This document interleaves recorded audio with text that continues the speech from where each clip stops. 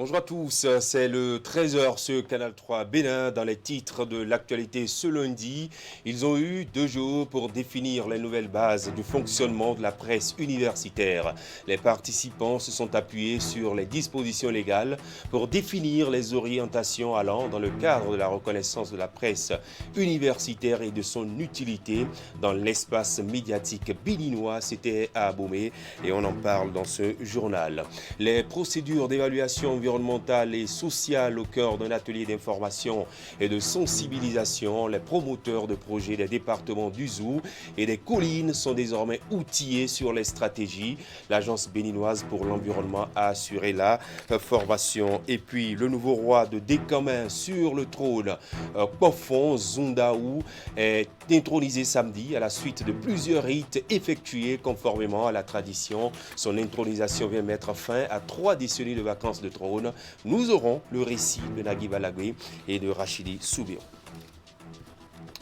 C'était les titres. Bonjour et bienvenue dans le 13h. Ils ont eu 2 jours pour définir de nouvelles bases de fonctionnement de la presse universitaire. Les acteurs conviés à un séminaire à Abomey ont passé en revue les tests législatifs et réglementaires qui encadrent les médias et la presse universitaire pour définir les orientations allant dans le cadre de la reconnaissance de ces médias, leur utilité et leur mode d'emploi. Les travaux se sont déroulés sur initiative du ministère de l'Enseignement supérieur à travers la direction du Centre des œuvres universitaires et sociales. Imet Elena Moussou, Georges Vaudou. Encore une étape franchie dans la mise en œuvre du plan de travail annuel des organisations estudiantines. C'est un séminaire en vue de restructurer la presse universitaire. Les assises vont permettre aux participants de jeter un regard critique sur le monde des médias des campus universitaires, ceci pour trouver de nouvelles bases de fonctionnement. Les échanges ont réuni les acteurs des médias au niveau universitaire et national, des cadres du ministère de l'Enseignement supérieur et de la Recherche scientifique, ainsi que diverses autorités. Il ne me paraît pas utile de tenir en cette occasion un discours classique comme on en a l'habitude, mais de nous rappeler à nous tous ici la toute importance de la presse en général et de la presse universitaire en particulier. Cette presse, comme nous le voulons de nouveau, doit relever davantage de défis afin de révéler le monde universitaire. Pendant 2 jours, plusieurs communications ont été développées. Les exposés ont été suivis de travaux en atelier en plus de séances plénières. Avec des sommités ayant fait leurs armes dans le monde des médias universitaires, les participants ont aussi abordé les dispositions légales nécessaires pour la reconnaissance de la presse universitaire, ainsi que l'arsenal juridique devant régir son fonctionnement.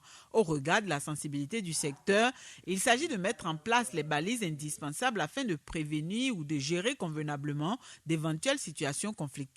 Ce séminaire est donc le bienvenu pour restructurer ces organes de presse afin de leur permettre de mieux accompagner la communauté universitaire, en ce sens qu'il vise à réunir toutes les données pouvant favoriser la reconnaissance légale de la presse universitaire, inventorier l'arsenal juridique qui doit l'encadrer, réfléchir sur les stratégies pouvant lui permettre de se mettre véritablement au service de la communauté universitaire. Nombreux aujourd'hui sont les journalistes de renom qui revendiquent fièrement leur passage par le Héros, Radio Univers, le Révélateur et autres. De 2 organes dans les années 88-90, l'univers de la presse dans nos universités a beaucoup évolué aujourd'hui. On en dénombre de plus en plus, ce qui appelle la nécessité de réorganiser.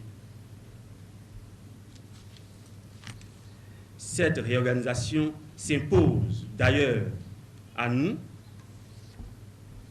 si nous voulons prévenir les dérives, les abus et autres travers aux conséquences fâcheuses. Dans les années 1988, les organes de presse universitaire se sont multipliés avec le temps. La mise en application des réformes dans l'enseignement supérieur, notamment celles définissant les modalités de collaboration des organisations étudiantes.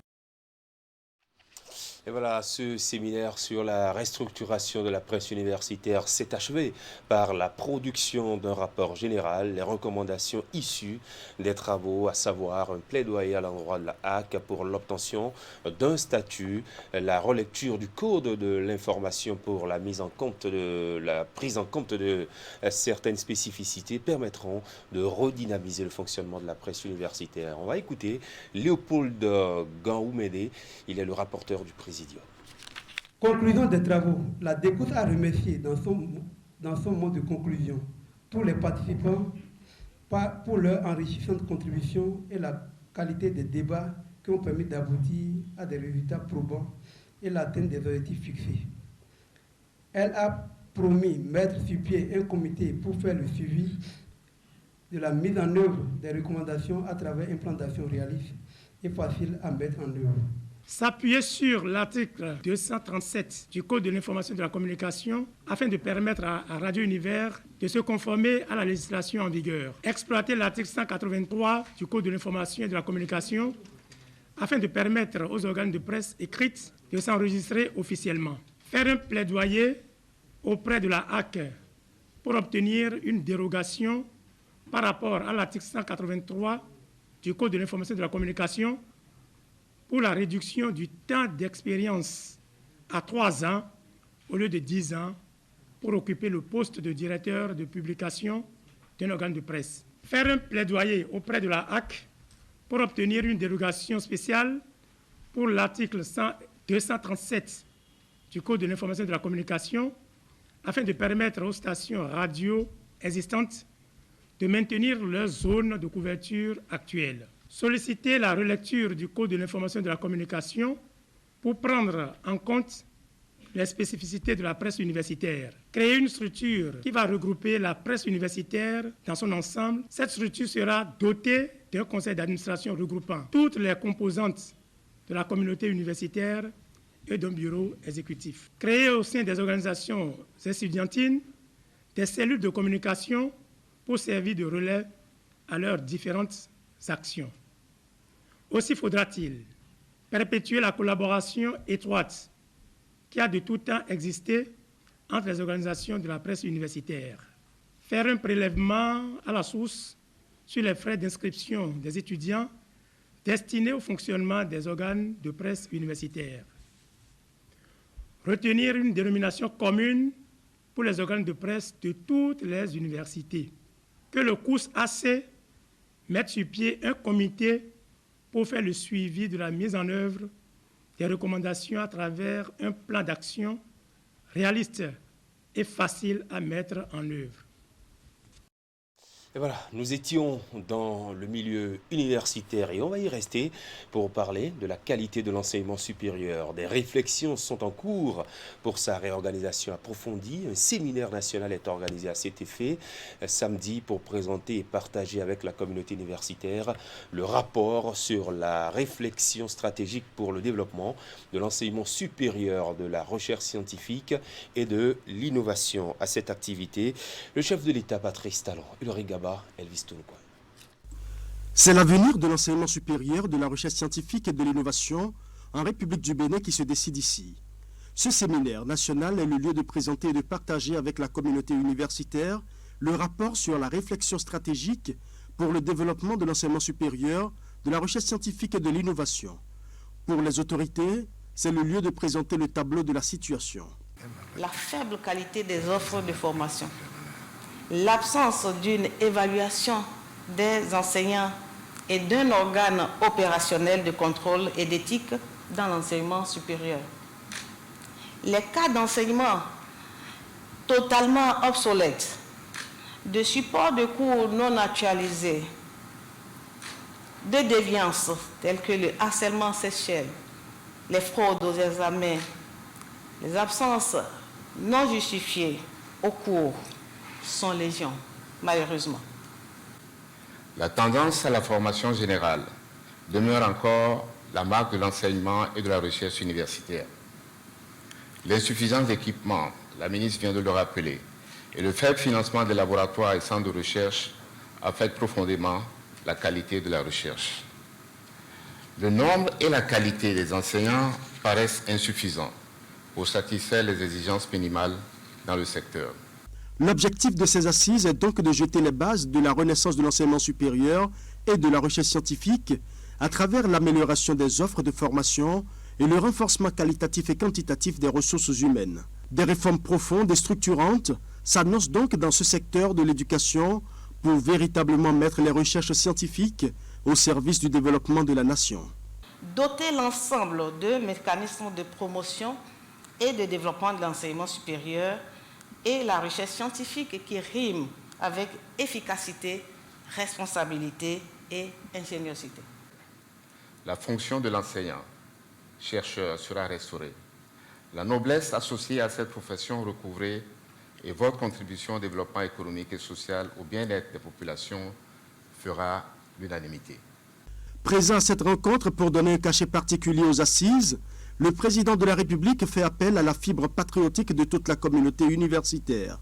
Tout en reconnaissant les mérites de ces hommes et femmes, le chef de l'État les exhorte à se surpasser pour poser les bases d'un lendemain meilleur pour les recherches scientifiques et l'innovation en République du Bénin. Il ne s'agira pas, lors des échanges, de débattre de vos compétences, de vos connaissances, de vos expertises. Non. Ce serait vous faire un affront. La République vous reconnaît.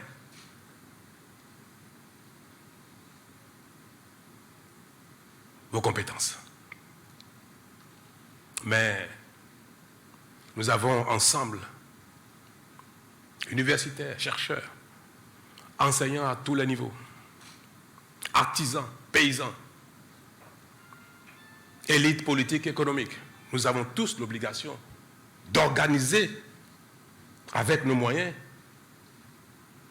notre façon, notre modèle de fonctionner afin que les efforts de chacun, mis bout à bout, concourent à construire le pays, à donner aux générations à venir une vie meilleure. Cette exhortation du président de la République ouvre le chapitre des échanges. Il est attendu des participants des observations et des recommandations de qualité sur fond de débats sereins et rigoureux pour faire de l'enseignement supérieur un réel levier de développement.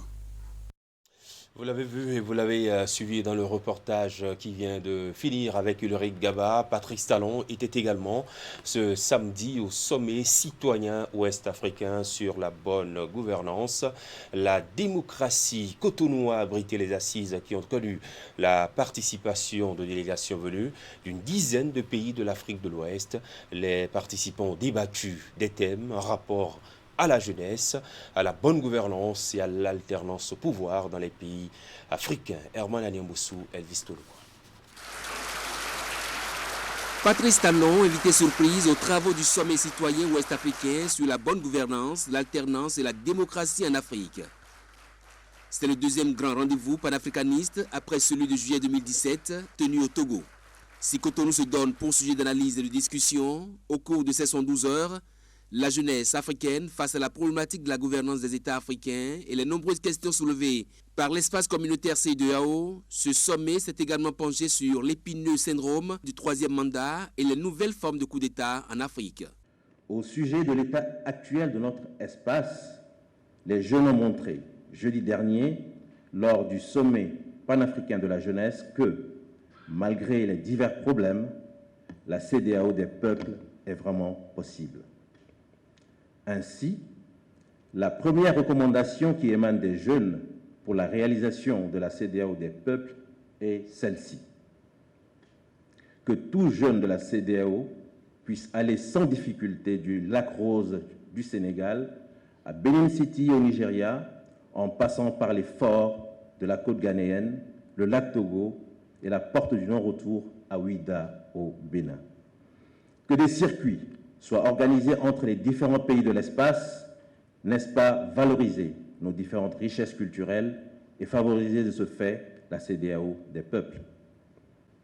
L'espace communautaire a adopté le protocole additionnel en 2001 sur la bonne gouvernance et la démocratie. Pourtant, nous assistons à un recul démocratique ces dernières années. Le virus du troisième mandat en Afrique, nouvelle forme de coup d'État, a atteint l'Afrique de l'Ouest et bouscule la vie dans nos nations. Devant des participants venus de l'espace communautaire CEDEAO, le chef d'État béninois reçoit le témoin en signe de son engagement à faire respecter l'alternance au sommet de l'État au terme de son second mandat. Le geste d'acceptation du témoin des mains du coordinateur du sommet, professeur David Dosset, s'accompagne de discours dans lequel Patrice Talon dit faire comme ses prédécesseurs. Vous avez absolument raison de prôner l'alternance dans les fonctions de responsabilité à la tête des communautés humaines, notamment des nôtres. Je m'associe pleinement à votre action et je m'engage devant vous à la défendre.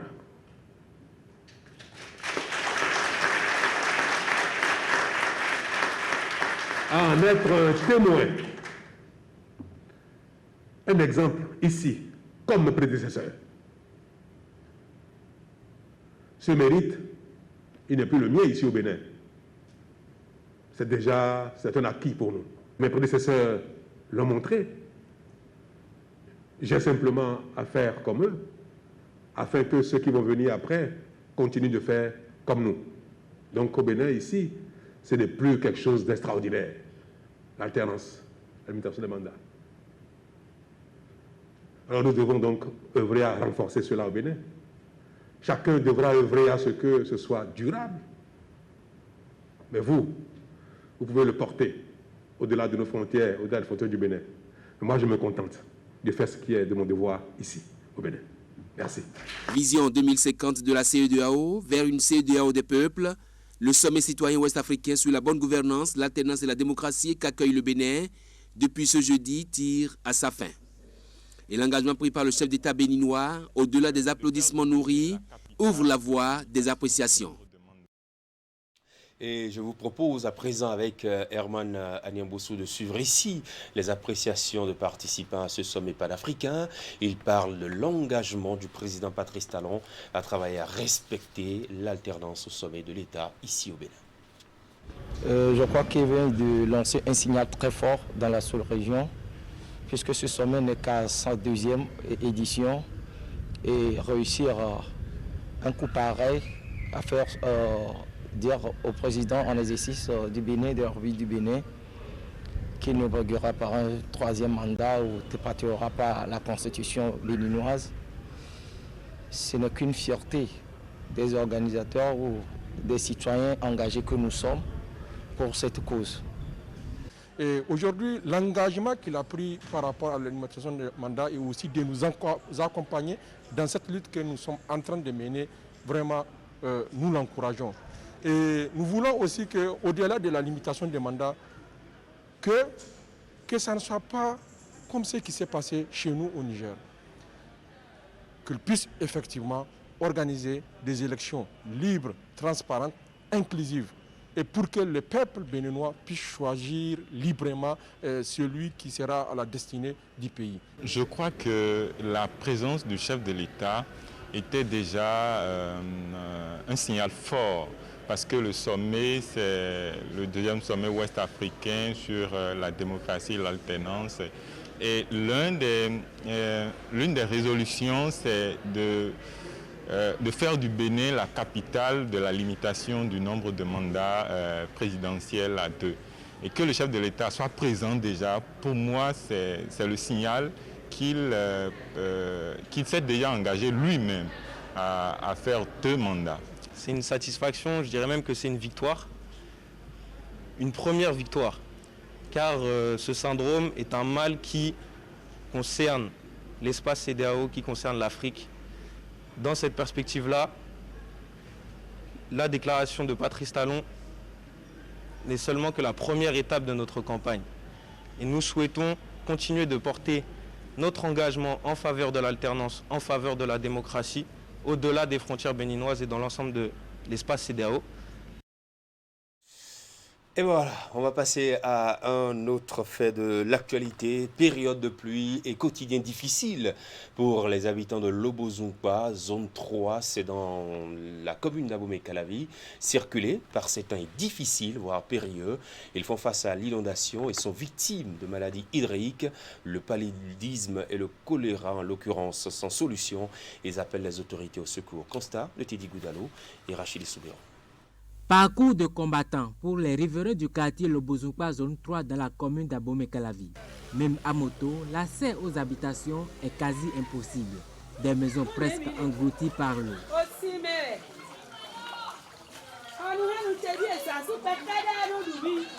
Difficile aux bonnes dames de la localité de mener leurs activités commerciales.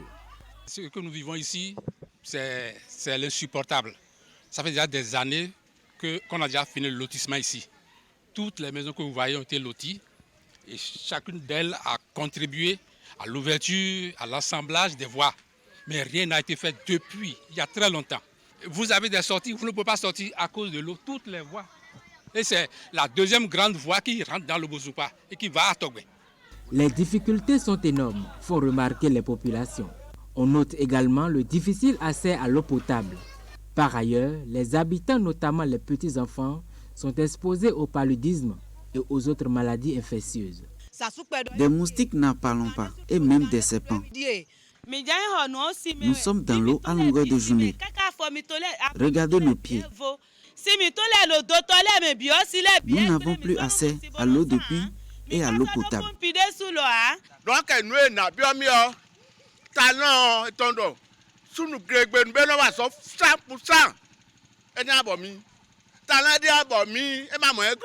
Selon les propos recueillis sur place, plusieurs courriers adressés aux autorités communales sont restés sans réponse. Ne sachant plus à quelle porte frapper, les riverains ne manquent pas d'appeler le gouvernement au secours. Vous voyez maintenant la situation. Les petits enfants, les petites maladies, bon, il y a les vers de Guinée qui sont dedans, qui pénètrent dans les pieds des enfants. Que ce n'est pas vraiment du tout logique. Nous demandons à l'État de venir nous aider. On a plusieurs écoles ici, dans la zone. Si vous voyez les enfants patauger dans l'eau, c'est lamentable. Voilà donc les cris de cœur de ces populations qui espèrent une véritable amélioration de la situation qu'elles vivent. Des travaux d'assainissement dans cette zone doivent être envisagés à l'effet de soulager leur peine. Et voilà, un quotidien vraiment difficile pour ces habitants de Lobozumpa 3. Cet atelier d'information et de sensibilisation des promoteurs de projets des départements du Zou et des Collines.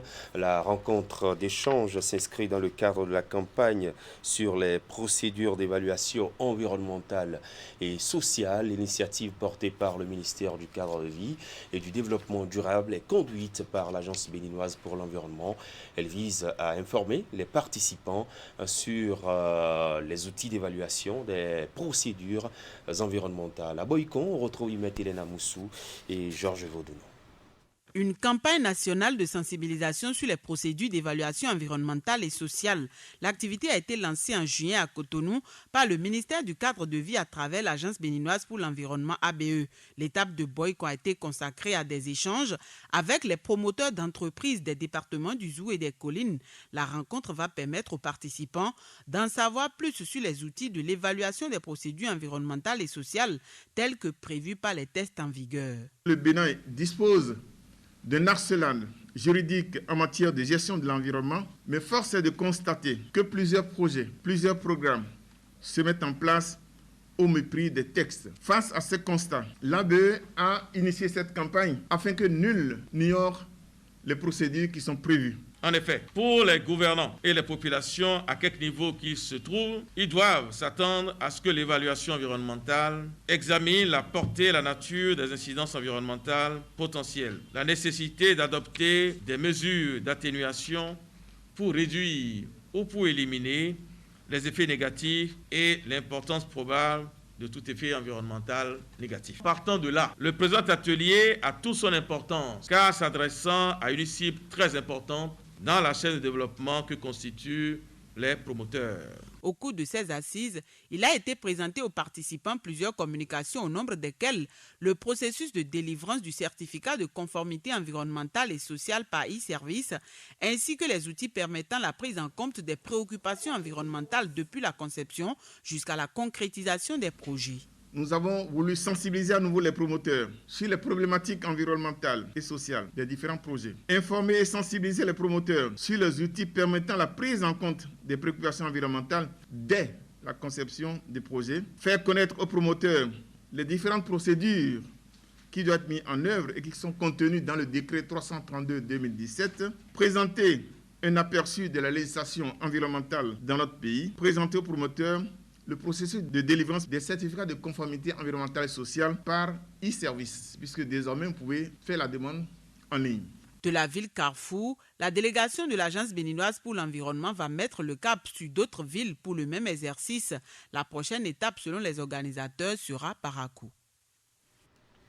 Et la protection, la sauvegarde de l'environnement, c'est une préoccupation quotidienne et une mission assurée par la Direction générale des eaux, forêts et chasses. Et là, dans le cadre de la journée du reboisement, mise en terre des plants, ceci en collaboration avec la Société béninoise de brasserie. C'est un projet financé par cette société et qui porte sur l'entretien de 20 hectares de plantations dans la forêt classée de Wedo, dans la commune d'Abomey-Calavi. Clément Tchadé et Derongpeli. 50 000 plants à mettre en terre ici dans cette forêt classée de Wedo dans la commune d'Abomey-Calavi. Une lutte acharnée contre la désertification, source de nombreux problèmes environnementaux.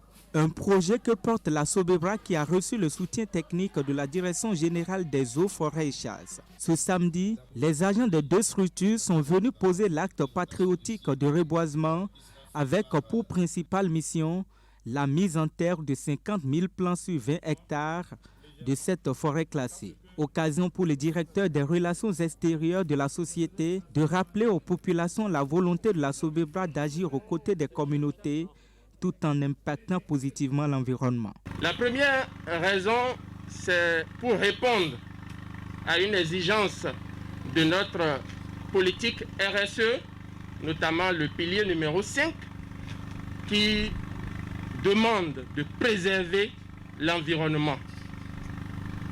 Et cela est fait dans toutes les filiales du groupe Castel. Initier des journées de reboisement. Nous avons déjà parcouru plusieurs communes du Bénin. Il y a 2 ans, la Sobebra nous a appuyés dans la forêt classée de Kwaou. Cette année, la Sobebra vient renforcer les acquis en termes de reboisement dans la forêt classée de Wedo sur une superficie de 20 hectares. Je crois que l'initiative est salutaire et vient encourager les efforts du gouvernement en matière de la protection de l'environnement et la sauvegarde des ressources forestières. La particularité de cette initiative de la Sobebra est l'entretien que la société veut faire de ces plants mis en terre afin de mieux protéger l'écosystème. Pour le directeur général de la Sobebra, chaque acteur doit s'impliquer dans la protection de la flore pour un développement durable. Sobebra confirme sa volonté de s'investir tous les jours davantage dans sa protection, dans sa lutte de la protection de l'environnement. Alors je me permets tous de vous remercier, de vous être mobilisés pour cette action citoyenne qui consiste à planter ces 50 000 arbres. Et honnêtement, je me réjouis dès à présent quand je vois toute cette mobilisation. C'est une activité protectrice de la forêt parce que quand il y a une ruche dans une forêt, les populations riveraines intéressées par cette ruche n'iront pas mettre feu à la forêt. Les autorités présentes à cette énième campagne de reboisement ont toutes félicité la Sobebra pour ses multiples actions qui engagent la responsabilité sociétale de l'entreprise. Elles ont enfin promis d'accompagner la société dans cette campagne de reboisement. Et puis, cela fait 30 ans que la société Simbénin opère au Bénin. C'est un anniversaire qui n'est pas passé sous silence dans l'entreprise. Des activités sont organisées, au nombre desquelles des journées portes ouvertes. Et cette manifestation de réjouissance, occasion pour responsables et personnels de faire le bilan du parcours et d'afficher les perspectives. Idrissou Boukari et Déran Pévi. 7 jours pour mieux se faire découvrir par ses usagers. Du 1er au 7 juillet 2021, Simbénin a grandement ouvert ses portes au public pour exhiber son savoir-faire, ses atouts et ce qui la distingue des autres sociétés de cimenterie au Bénin. Des journées portes ouvertes organisées dans le cadre du 30e anniversaire de Simbénin avec comme activité une campagne de salubrité, la formation des conducteurs et le reboisement.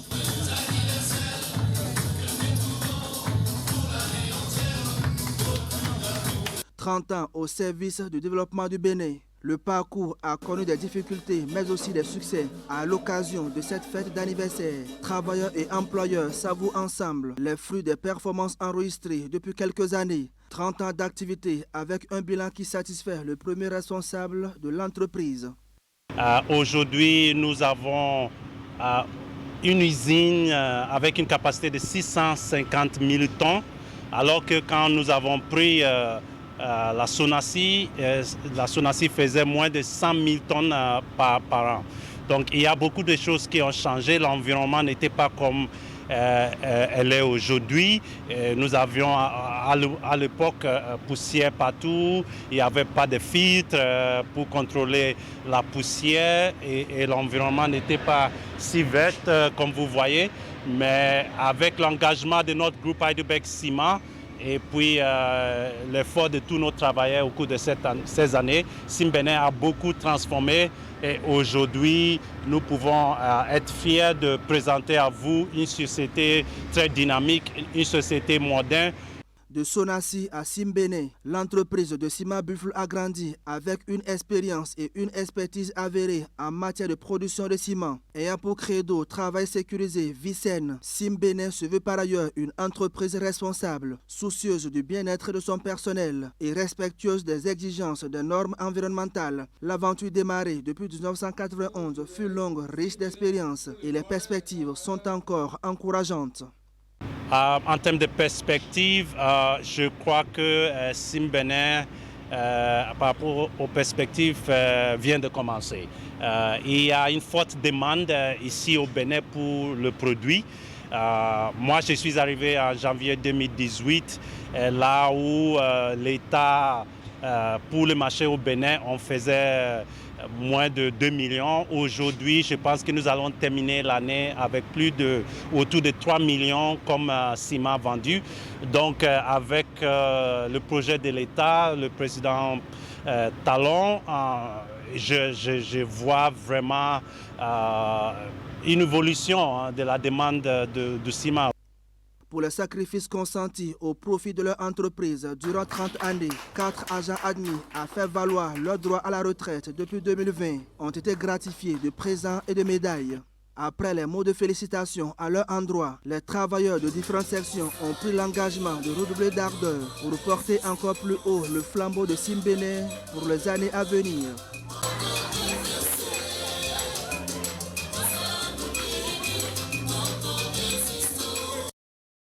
Et voilà, 30 ans de vie pour Simbénin et 30 ans de vacances de pouvoir sur le trône de Dékamin. Un nouveau soleil s'est levé sur cette localité au cœur de la royauté dans la commune d'Abomey-Calavi. Bofon Zundaron est intronisé samedi. C'était dans une réjouissance populaire à la suite de plusieurs rites effectués conformément à la tradition du milieu. L'intronisation du roi vient mettre fin à 30 ans de vacances de trône. Reportage de Nagui Balagbe et Rachidi Soubir.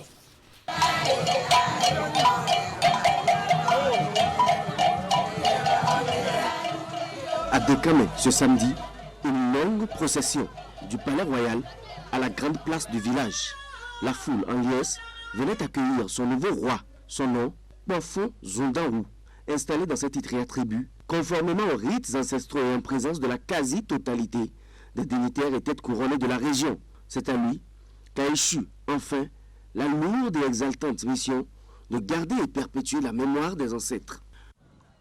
au nom des anciens rois de Décamé, au nom des anciens rois de Nada, au nom des entités traditionnelles du Bénin, entités célestes, terrestres et maritimes, et en vertu des pouvoirs hautement sacrés qui nous sont conférés, nous vous intronisons roi de Décamé, roi de Décamé, roi de Décamé.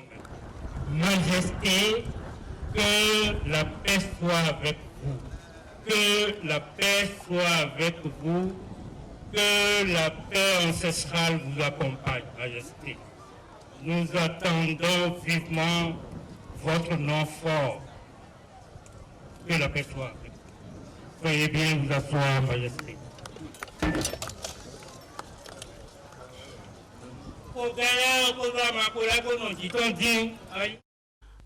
Décamé tient son nouveau roi. Le dernier, c'était il y a 3 décennies.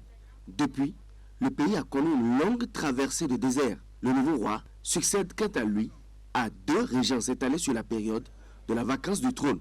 Le second, le voilà, Germain Soussou, qui en fait peut se frotter les mains. Les anciens toujours ont doigté ma petite personne pour gérer la dynastie. Nous en sommes là aujourd'hui. Et j'avais pour mission essentielle de tout faire pour que le trône soit redressé. Nous en sommes là aujourd'hui. Et le 15e roi a été intronisé et les cérémonies d'intronisation vont s'achever aujourd'hui. Et il va s'asseoir sur son trône. L'accouchement vient d'être fait 30 ans après, sans césarienne. Ce n'est pas donné à tout le monde. Et c'est en cela que nous voulons remercier très chaleureusement et très profondément tous les petits-fils à Gassouvi, notamment le comité d'organisation avec ces régents qui ont partagé les 30 ans, chacun en 15 ans, pour faire sortir ce digne fils, ce digne prince, l'élu des ancêtres, l'élu des anciens rois de Décamé. Le royaume est en fait, le trône resté penché pendant plusieurs décennies, s'est enfin redressé. Décamé a vibré au rythme de ses traditions ancestrales. Pour l'héritage des anciens, un nouveau jour s'est levé.